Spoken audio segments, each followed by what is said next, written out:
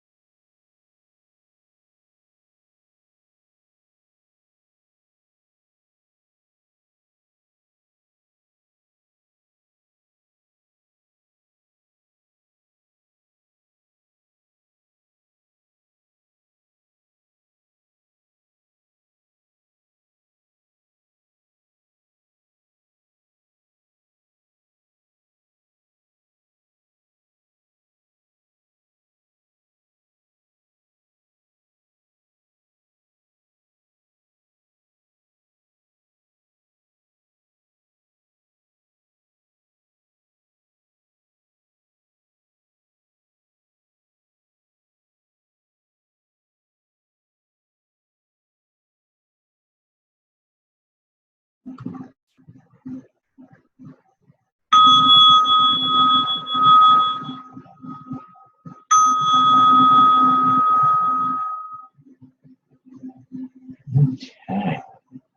Thank you, guys.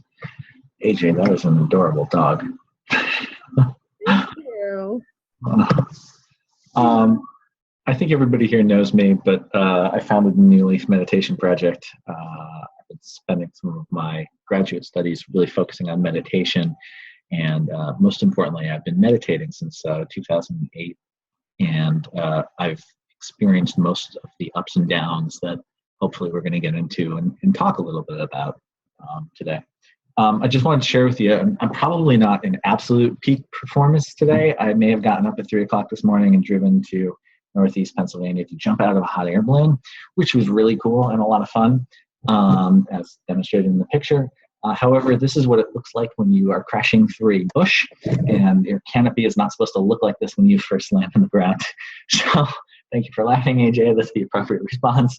I'm a little beat up and a little sore, so probably on about 2 hours of sleep, and not functioning at my best.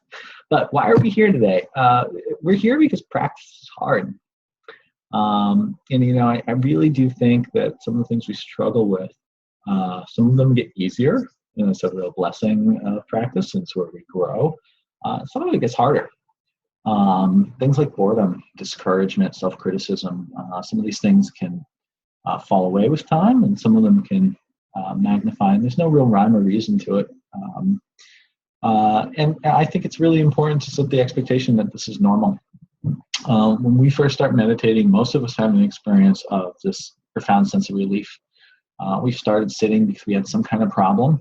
We were looking for a solution, and we found it, right? And it's great. And there's this zeal. We want to tell everybody we know about meditation. We want to get all of our families and friends meditating. We feel like we've discovered this, lost treasure, and feel like everybody needs to know about it. And that's wonderful. And that enthusiasm really carries us through the early days of our practice and helps us establish the habit. And that's really valuable. But what happens when it's 3 years later? What happens when it's 10 years later? What happens when sitting maybe doesn't have that fresh, new shine to it anymore? What does our practice look like then? How do we grow? How do we become more compassionate, more understanding, more like our aspirational selves? How do we keep going down whatever path it is that we're on a journey for? So, I want to just share a few of the things, and then maybe we can sort of have our first little conversation here. For the 26 people who signed up, all of which, thank you for the 3 of us who actually showed up. Yay, team! I got a lot of submissions here about why folks were showing up, and I just want to I haven't really picked any of these. I'm just going to sort of randomly jump through them a little bit. One person would like to hear some opinions. She doesn't buy into the rule that everyone must meditate every day or else. Another person is looking for solutions to a plateau, that he or she has lost interest in meditation. This person is looking for tips and new ideas for staying on track. Another person is struggling with motivation. This person talks at length about starting to meditate daily 2 years ago and really starting out with a lot of zeal for it, and then recently has been finding to be a struggle to make it a regular part of his or her routine. Encouragement and ways to be better. This person's sitting when they get discouraged.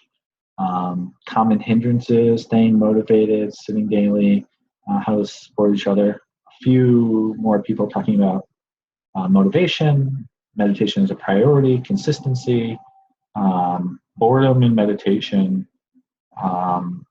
So there's some themes emerging. And when I shared this in the discussion group, and the meditation instructors and I were having a little bit of a conversation about, what this conversation would look like tonight, Larry kind of identified that it really felt like the submissions we got is that people were here because there's a healthy dose of self-criticism going on, and there's a lot of discouragement. And I maybe like to pause here and just kind of go around the circle, and maybe we can start with Roxanne. I'll just sort of unmute you here, and Roxanne, maybe can you share a little bit about why you chose to join us? Why did you care about this topic? What do you maybe have you found you struggled with? And then curious to, as we talked about a little bit as instructors, what sort of some of the common themes you heard? Yeah, thanks, Anthony. I'm certainly interested. I think like many people, sometimes, you get out of the habit of stuff for whatever reason.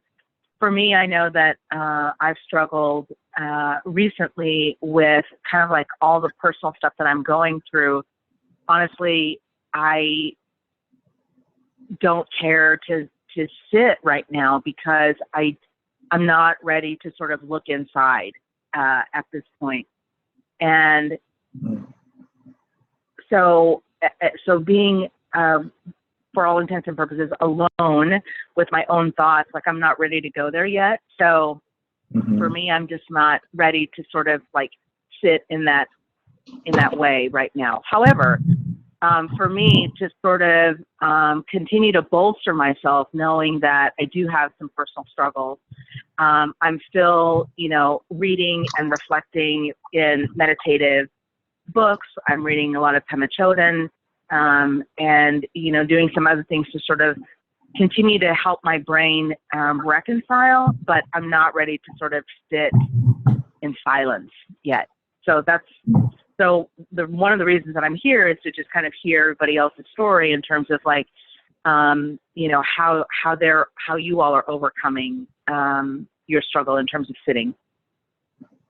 Yeah. I'm going to take a little privilege since it's a smaller group and maybe just share a little bit, and forgive me if you've heard this, but, I rather suddenly split up with my ex-wife in the end of 2013. And at the time, I was pretty surprised by it and devastated.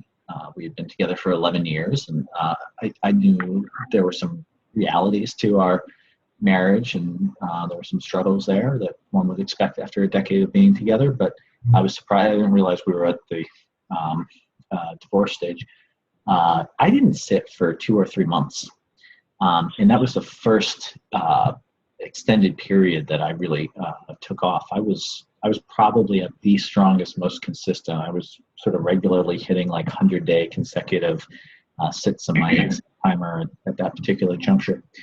And the reason I bring that up is you said something that really resonated for me in my personal experience of like, I was not ready to be alone with how I felt at that particular moment. I knew what was waiting for me on the meditation cushion. I had been meditating for however long, 6-7 years by that point. I knew what was waiting for me was heartache, depression, fear. Oh God, what's going to happen? Crazy 2.5 years since then. It has been better and easier than I thought, but all of the uncertainty and financial stuff that goes with that. And, so I took a break, and I didn't beat myself up on it. I did start talking with people about meditation. I started getting back into some of the reading. And then I did something that for me is, for anybody who knows my opinions about guided meditation, very uncommon. I did guided meditations for the first month when I first started coming back to meditation. So I needed some of that calm and that centering, but I needed to not have my nose rubbed in it. Right. And that was a really valuable experience for me because I started questioning, maybe my practice doesn't have to be exactly this one particular way. And I would say my practice has become more fluid and dynamic since then. I've given sort of myself permission to explore and try different styles that seem to be more appropriate for the different periods of my life, and that's been valuable. But any thoughts on that? I mean, does that resonate for you at all? Yeah, absolutely. And it's absolutely true. Like I'm, it's already hard enough right now, kind of like where I am in terms of my own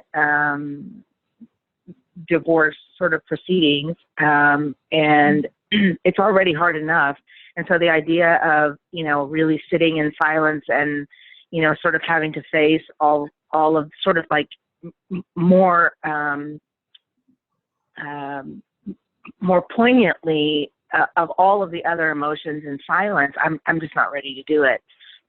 But like you, I am looking for other ways to just kind of bolster me while I am sort of moving through this period, and continue to find gratitude in, how it's progressing. I'm super grateful that, we're on good terms and we're trying to do the best that we can, to part amicably, but it's still hard. And I just am not ready to kind of face all that. So I appreciate what you're saying in terms of, looking at other things like guided meditation, other sort of meditative readings that may also help, continue to support me, but I just am not ready to be alone yet.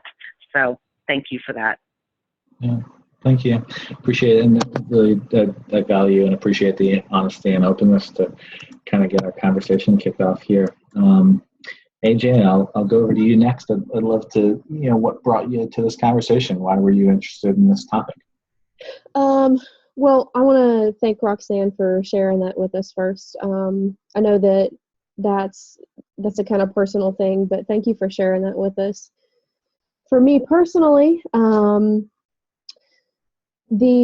was in a relationship for a year that ended about 2 months ago, and about 5 months into the relationship, I was I could feel myself changing for the worse. Not like I was becoming a terrible person or anything, but I could feel myself getting away from meditation and the yoga that I was doing, things that made me feel really good. And because I know that I have anxiety when it comes to relationships because of my family issues and how they translated into my own relationships, I was battling myself on a daily basis, just trying to understand if it was really the fact that I was uncomfortable in the relationship or if it was my anxiety that was taking over. But at the end of the day, even if it is the anxiety, I discovered that, even if it is the anxiety, I'm still uncomfortable. So I didn't like the person that I was becoming because I found myself becoming depressed. I was having panic attacks, and I've never had panic attacks in my life. I've always been able to at least keep them at bay, or I could at least cope with them. I could at least cope with the anxiety, and I was not able to do it anymore. So I think it was more of a mutual thing that we ended the relationship, but I stopped meditating because of the depressive state that I was in. And it kind of broke my heart because I knew how good meditation made me feel. So that's, it wasn't until about 2 months ago that I actually, we broke up 2 months ago, and I've just gradually started feeling so much better. That's where I am right now. But my practice was broken, severely. And I'm so glad that I was able to recognize it and get back into it because it was a terrible situation for me. You said something interesting in there that really caught my attention. I'll be curious to hear if I'm overly picking on something or if you think I might be onto something. You mentioned this idea of how good meditation makes you feel. Yeah. And that's sort of that piqued my interest because I had been for a number of years sitting for very long periods of time every single day. Mm-hmm. At least an hour and a half, usually 2. I was getting up at 5 o'clock in the morning so I could start my day before my work day, and I was putting in a lot of hours. I won't lie, I felt great. I had that shiny meditation feel easily till 1, 2 o'clock in the afternoon. There was not a problem in the world. It's pretty good. And I was definitely riding off the physical and mental buzz of just, being in that space. My problem right now is structure and schedule and travel and what a crazy year it's been. And, not having the consistency that's allowed for the daily discipline. So I've been working on habit formation in an unstructured environment, which has been challenging for me. But I've also been struggling with the length of my meditation. I don't feel great when I finish meditating for 20 or 30 minutes. Mm-hmm. And a lot of the times right now, especially the last month, I've been sitting for about 20 or 30 minutes, if I've been sitting at all. So I've been questioning myself, how much of my motivation should be, or could be, or is it even sustainable to be focusing on that feeling good part of meditation? And further, especially since I seem to be struggling also with this third issue that's sort of been chewing on my mind of boredom when I meditate. And more, generally this idea that, for those of us who practice breath awareness and sort of mindful types of practices, as opposed to maybe some of the practices like TM that are sort of removing you from your experience, we're having a really in-your-face experience of what we're approaching. So today I meditated for a few minutes before we gathered tonight, and my body is killing me because I tumbled through a thorn bush and I have a million little, prickles. And so my experience was, ouch, sore, pain, it's uncomfortable to sit. I don't want to lean this way. I don't want to lean that way, right? That was my meditation because that's what's going on in my body right now. So I just said a lot of words, but any reaction to that? Any thought about what would it, I guess maybe I'll start it with this as a question, and I'll be curious to make it a little more open-ended for you. Would you keep meditating if it didn't feel good anymore? Would I keep meditating if it didn't feel good? Well, quite honestly, I've I've been through meditation that didn't feel good. At the very beginning, after the relationship ended, it didn't feel good at first because, Roxanne's not wanting to go through being alone right now. I knew that I had to force myself to do that so I could at least get to the point again where it did feel good. So there's always going to be those different experiences for meditation. But once I started meditating again, it didn't feel good. It really didn't. But that's the thing about depression, is that you get into this cycle of like, well, I just had no motivation to do it, quite honestly, because I was depressed. I wanted to sleep. I wanted to go to sleep. That's all I wanted to do. But that's the terrible cycle of depression, is that I know this will make me feel better, even eventually, but I don't want to do it right now because I feel like crap. So it was just a terrible cycle for me. Thanks for that. Yeah, it's good stuff. Thank you, AJ. Appreciate it. Alexis, how about you? What brought you to this conversation? Why did it stand out for you? Well, thank you, everybody, for sharing. This is really interesting. And first, Anthony, I have to ask you, are you going to jump out of a plane again? So I just celebrated this weekend my 300th skydive. Or a balloon, I guess it was. So it was my third hot air balloon. So I might take a little bit of a break from hot air balloons for a while. Definitely. But it was a lot of fun. I suspect I'll be back, yes. So I guess, I want to say, because I hear you guys talking about that, like Roxanne said, it's so hard to, like, you don't want to be alone right now and be in that situation. And it was hard times in my life. The first, what just came back to me was that I was in pain, and it was probably about 15 years ago, like my back, really bad pain, like I was out of work for a couple of weeks, and that's where I first started some mindfulness and meditation, and it really worked. And then I just started walking, and then that's ultimately what cured me. It wasn't, doctors just want to give you pills and pain meds, and I can't take that stuff. And so that sort of was a stepping off point. And then about, I think it was 6 or 8 years ago, it wasn't a relationship problem, but it was with my son and his college. And it was bad. It was a bad situation. And I was in a yoga class that had meditation. And I remember going in and just like during a meditation, I was just sobbing for like 20 minutes. And but I made myself go. And after that, I was so much better. So it's just so beneficial because I think it was that got me to work through the struggle of the hard time. And I've always, been interested on and off, but it's only like the last 2 years that I've really been, meditating regularly. Really helps me at work. I'm a nurse. It's crazy.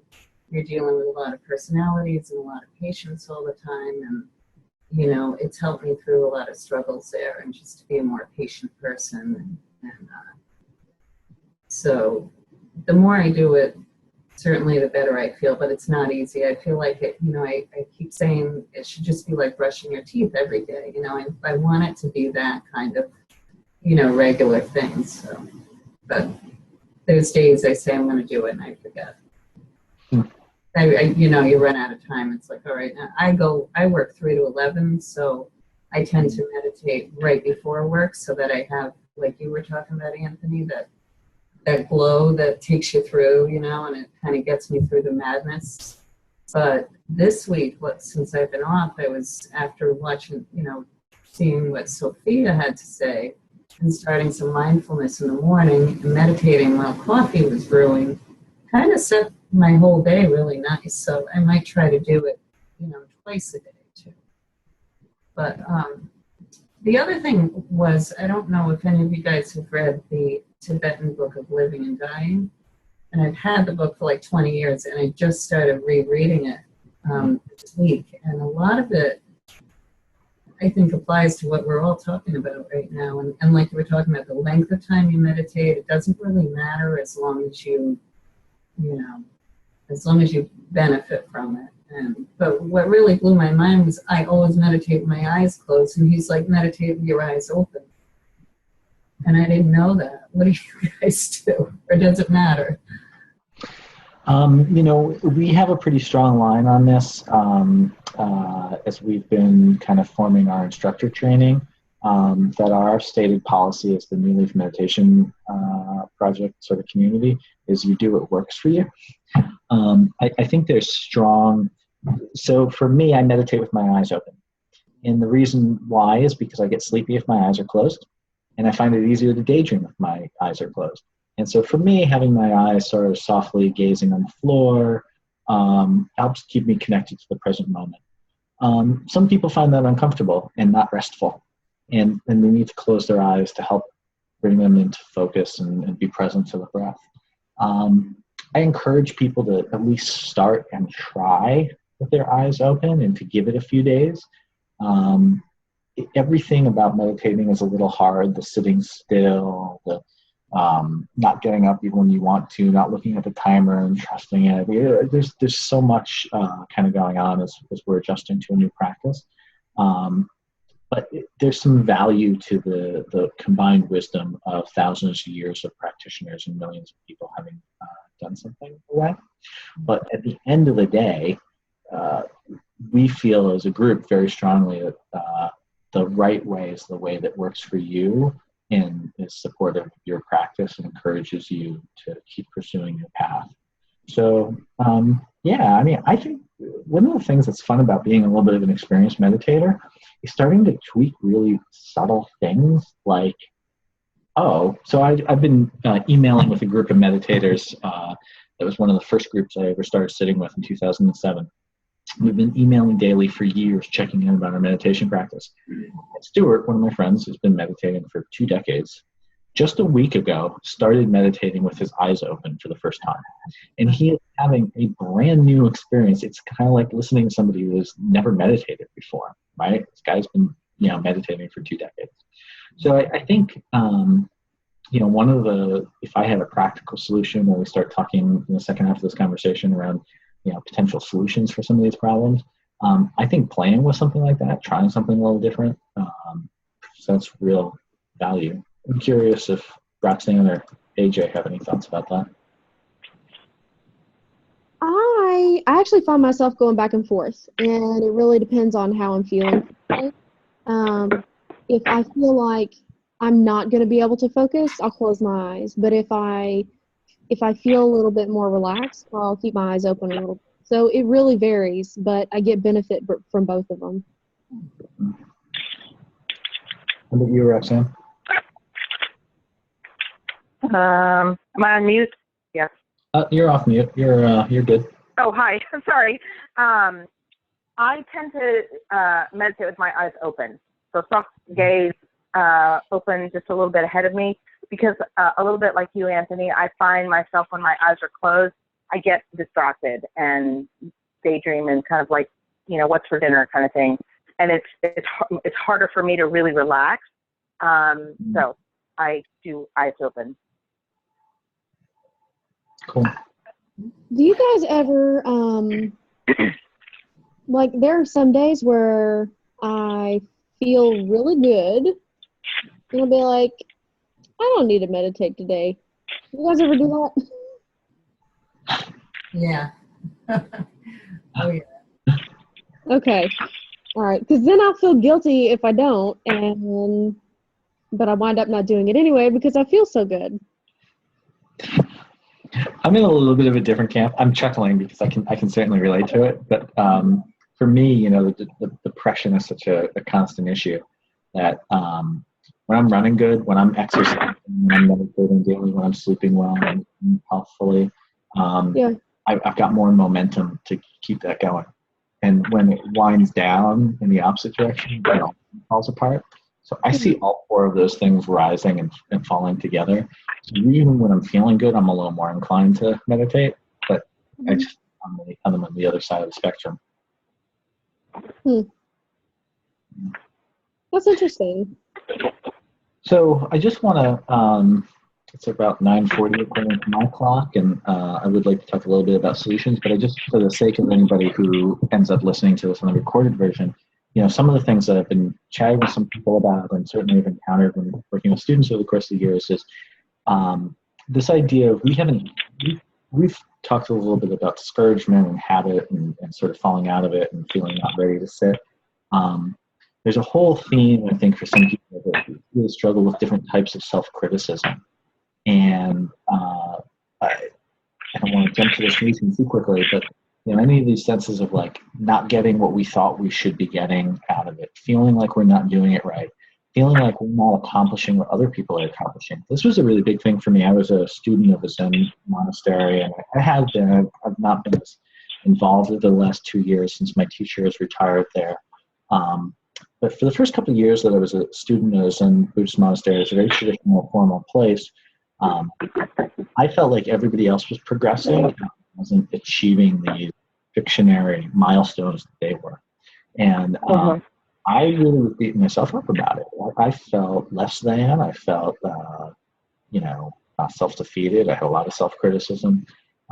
It manifests in a lot of ways. When I very first started sitting, I was really confronted with the question of, what am I accomplishing here? What am I getting done?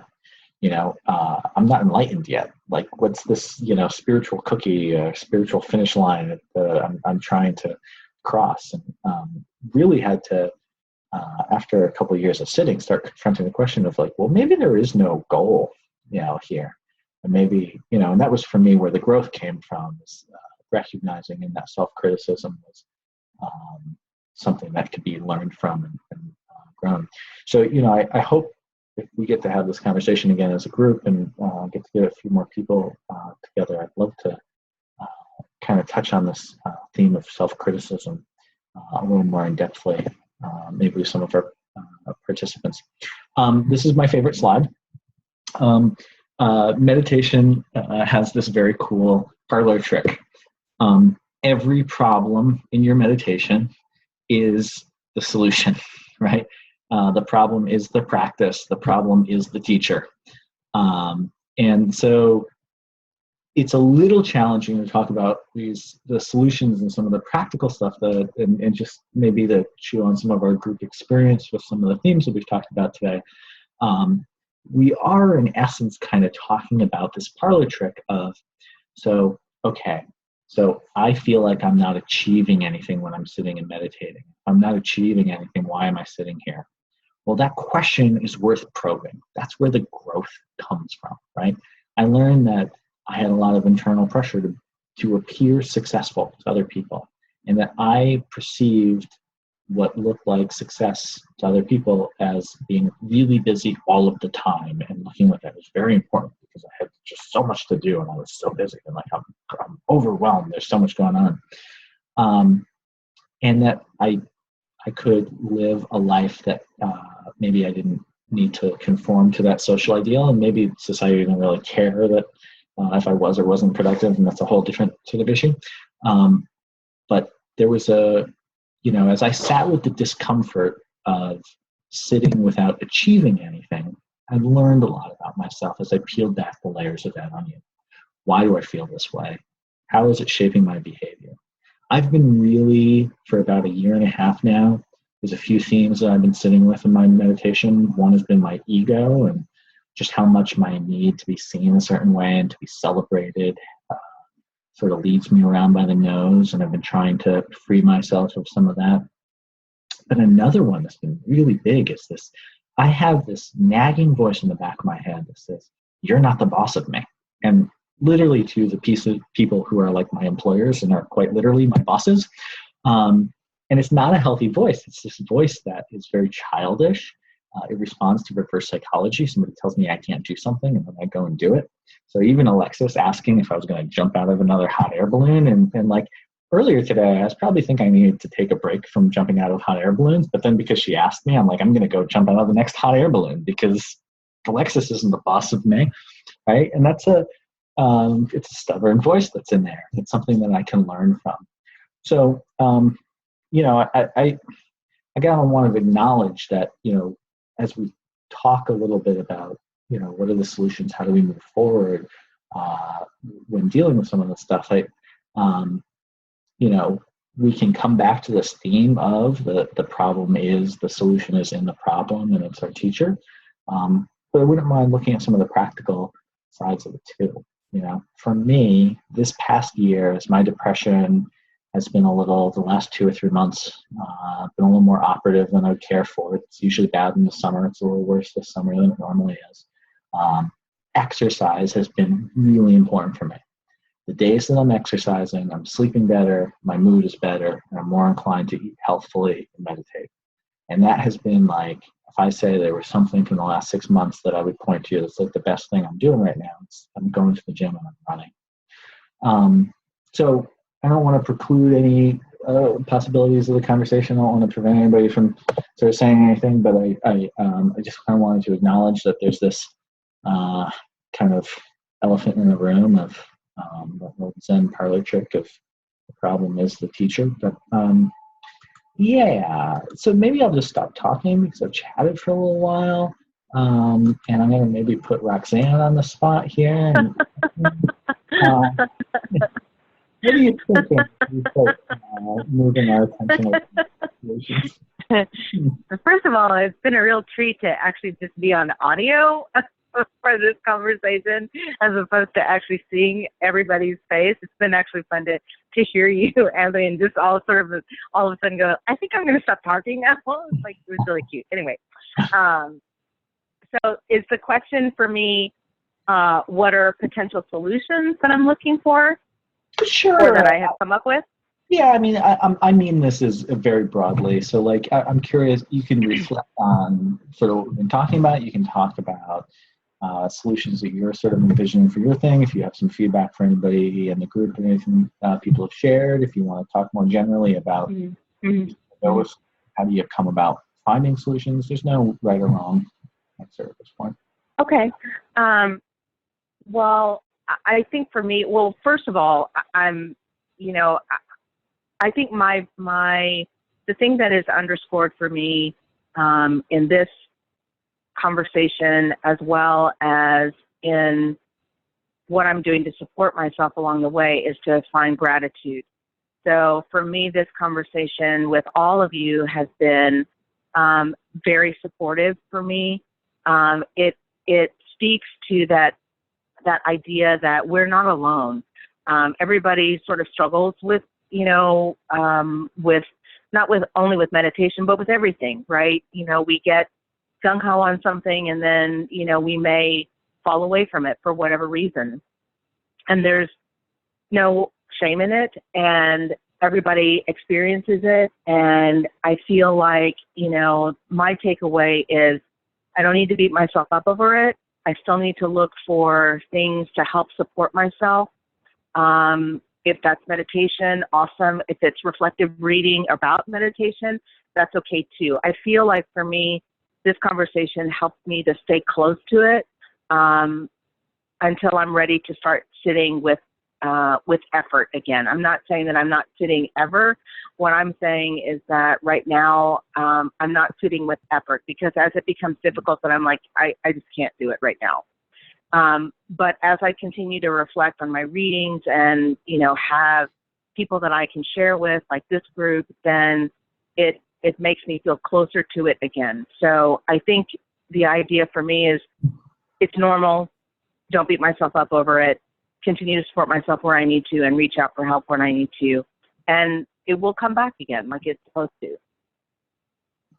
That's awesome. I really feel strongly about everything you said, and I particularly would like to endorse and emphasize that the concept of the normality of it, right? I mean, I think especially for the people who struggle with sort of the self-criticism voice of feeling like they're failing to meet some unrealistic expectation, you cannot practice for years without there being an up and down, right? Right. It's pretty cool. And I also like your practice, in the experience of your practice is showing in in the way that you frame this as fluid. You're saying this is just where I am right now. And there's not, I know I go to, in my head, everything's permanent and forever, even though nothing's been permanent and forever. Right. Like, well, I feel this way, I'm going to feel this way until the day I die. And so I'm very favorable to that thinking. So thank you for that. That's good stuff. Alexis, how about you? What are you thinking as we sort of start thinking a little bit more on the solution side of this? I like what Roxanne said. It's true. And what you just said, that's where you are, and it's okay. And it's important not to beat yourself up if you're not meditating or you can't do it.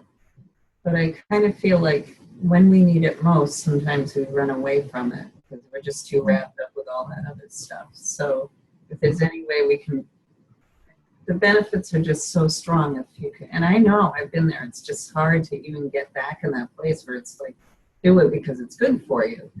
You just sort of get wrapped up. But I also think any tiny little thing will help, even if it's just a little bit of mindfulness or a few sun salutations, just anything small to get you into that path. And that should be acceptable, until you progress.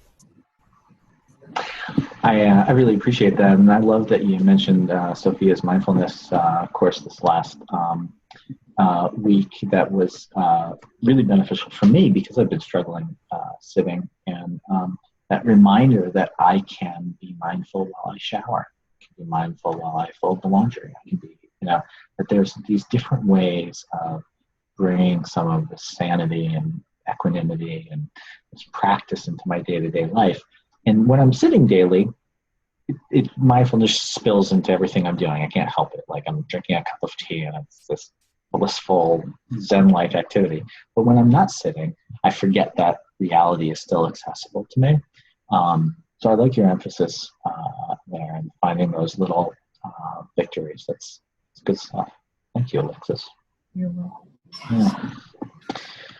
AJ, what are you thinking about? I'm thinking about what Alexis said, like we get so wrapped up in everything, and that's what I did. I got wrapped up and I stopped meditating, and it was the wrong thing to do. I allowed myself to get to a point where I just didn't want to meditate anymore. And it sucks, but we just have to do it. And it takes a lot of willpower to get out of that type of situation where are, I know for me, I was going through some pity parties and woe is me, stuff like that. And it's hard to get out of that cycle, like Alexiss was saying. You get wrapped up in it, and even though you know what the benefits are, you just can't get back into it, and it's really, really difficult. Yeah, I appreciate that. There is something interesting about the concept of just doing it, right? Yeah. And what's the hurdle? I was talking with somebody who's trying to start a blog recently, and I was giving her some advice that I thought she was she is one of the smartest people I know. I was telling her, you gotta stop thinking about it. You just have to do it. And you're gonna make some mistakes. It's gonna be messy, and maybe you're not gonna like it. It's certainly not gonna be perfect or the way that you want it to be. But you gotta start, And finally, the conversation moved away from the logistics and into this question of like, okay, how do we go from, in motivational interviewing and social work and therapy, clinical therapy, they talk about, pre-contemplative, contemplative action and maintenance steps. And how do we move from that contemplative phase where, okay, we know there's a problem, we know the solution is in the action step. How do we make that transition? The best therapists I have heard tell me that they can't really spark that. That has to come from within. Mm-hmm. So I think all of us really struggle with that question about motivation is like, how do we get off the ledge? How do we jump off the hot air balloon, right? How do we just say 3, 2, 1, go and actually just do it? So it's a good question. I think it's something we all get to explore. I know that I'm a fairly stubborn person as well. But I know that for me, I got pissed off that I kept doing the same things over and over again. So I was getting upset with myself for feeling that same way when I knew that it felt terrible to feel that way. So because of my stubbornness, I was able to break the cycle and just be like, you know what, screw it. I'm just going to sit and see what happens. So like I said, I had those bad experiences at first, but after I'd gotten into it, it was just so much better. That's great. Thank you, AJ. I guess if I wanted to offer something, sort of from my reflection, it actually kind of really relates to what Alexiss and AJ and I were talking about before we got started recording here. And Alexiss was sharing with us that she kind of had sort of a solo retreat over the last week and a half, and she'd sort of set aside some time to attend to her practice. And AJ and I were admiring that and expressing a little bit of jealousy, and but mostly appreciating her ability to do that. And what came out of my mouth without even really thinking about it, but I've sort of been chewing on the back of my head, is that, for me, for the hard stuff, I've always needed the community. I was very early on in my meditation practice. I was meditating. I knew I wanted to be meditating daily, but I was struggling creating the habit. And there were a lot of weeks I was only meditating on a Sunday and Tuesday. And the reason I was only meditating on a Sunday and Tuesday is because I had a meditation group that I went to on Sunday. I had a meditation group that I went to on Tuesday. And I wanted to go see my friends. It was part of my routine. I left work on Tuesday. I went straight to this group, and we had coffee, and then we sat and meditated and talked about it. And for me, the community part, the partnerships, the friends, the having places that I go, we had this scheduled, right? I probably would have been watching TV or passed out by now. But instead, I'm having a conversation because the group thought that this was something important, and we came together and made some time and some space for this conversation. I got to meditate for 2 minutes with you. If I hadn't sat by myself earlier today, I would have at least had that 2 minutes that we sat as a group. And so for me, so much of the solution comes from participating in the community and bringing myself back to the place where stuff is prioritized and cherished and celebrated. So, I had wanted to kind of conclude with a little bit of a conversation. I was hoping we might have some thoughts that kind of emerged, that maybe there were some themes that kind of came through, and that there would be some kind of call to action that we as a group and a community, in particular for the meditation instructors and the board of advisors, to consider how New Leaf Meditation Project could sort of address or support some of these. I'm not hearing anything sort of immediate that's emerged out of this conversation. I don't want to sort of linger on this for too long, but maybe I'll just open it up to the group. Has anybody sort of heard anything from this that says, oh, well, obviously what we need to do is X, Y, and Z, because we all touched on a particular theme? Is anybody hearing something that's kind of a natural next step for the community? This is Roxanne. I think, whether or not we write about the experience from this recording or not, I think for me, the themes that I hear are a little bit of that, it's normal. And I like the idea from AJ that I think there's merit in just making yourself sit for a little bit. It doesn't have to be necessarily your normal routine, but at least the practice of, and that reinforces the habit, right? And then after that, then the reassurance, if you will, of community, which I think is really important.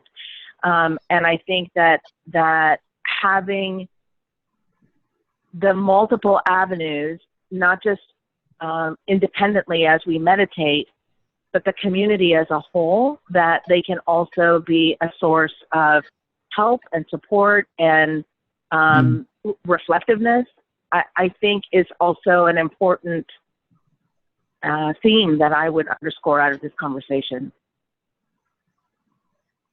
Thank you, Roxanne.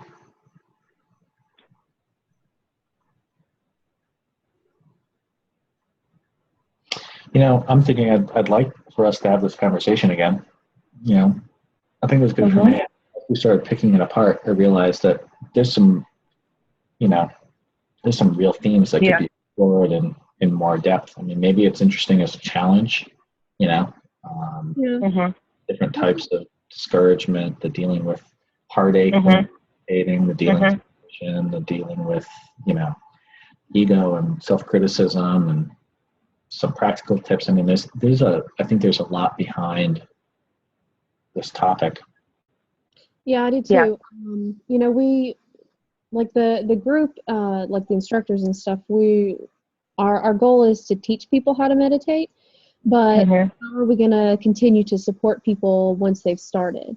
And having this conversation about the struggles of meditation and the feelings that you get from it, or the obstacles that you come across, how are we going to support people as a community that we're trying to really build with the meditation? Yep. So I loved this conversation because I know that, my struggles, I don't feel so alone anymore in the struggles that I do have. And that makes me feel so much better, knowing that people have the same struggles and people go through the same things where they don't want to sit and they don't really see any desire in the near future. So, I mean, it was good for me. And really, I think, as I'm listening to you say that, AJ, we're a whole community that's focused around celebrating how wonderful and life transforming, how good it is for society to be meditating. And so to suddenly be in a place where I'm not really digging that, it does feel a little bit like ostracization, being ostracized from the community. Yeah. And I think this conversation is important in making sure people know that this is normal and healthy and a part of what we do.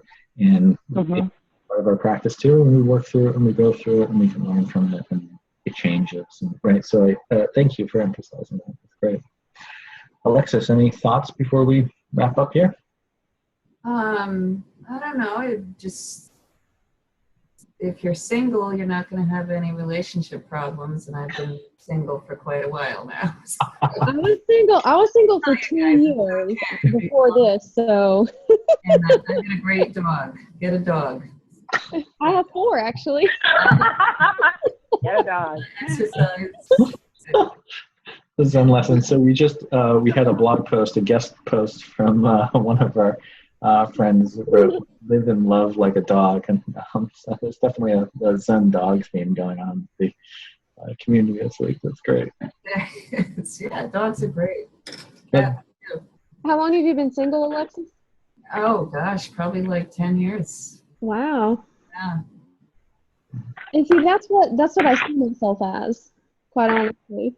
I just kind of evolved into this, I stopped, it's just not part of, I was focused on raising my son, but he's 23 now. He's going off into the world, and, Yeah. It was all about working and supporting him. And I don't know, here I am. Yeah. It's okay though. It's all right. I'm pretty happy. Yeah. Right on. I'm gonna get married 4 times. Oh, ew. I will never. I'm going to race you, Anthony. How do you guys feel about meditating for 1 minute before we close the call? Okay. Love it. That's good. How was the bell? Too loud earlier? Was it loud enough? Was it fine? Fine. Okay, cool.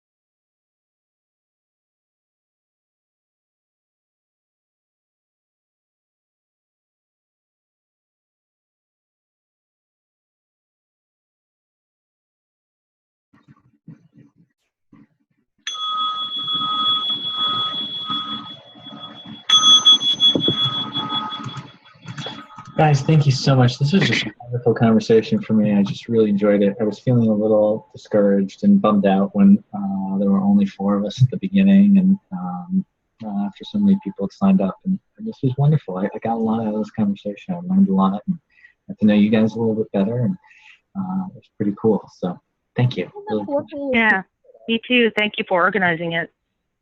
Thanks, guys. Have a nice night. Good night. Feel better, Anthony? Oh, thanks. Yeah. Bye. Bye, ladies. Bye-bye.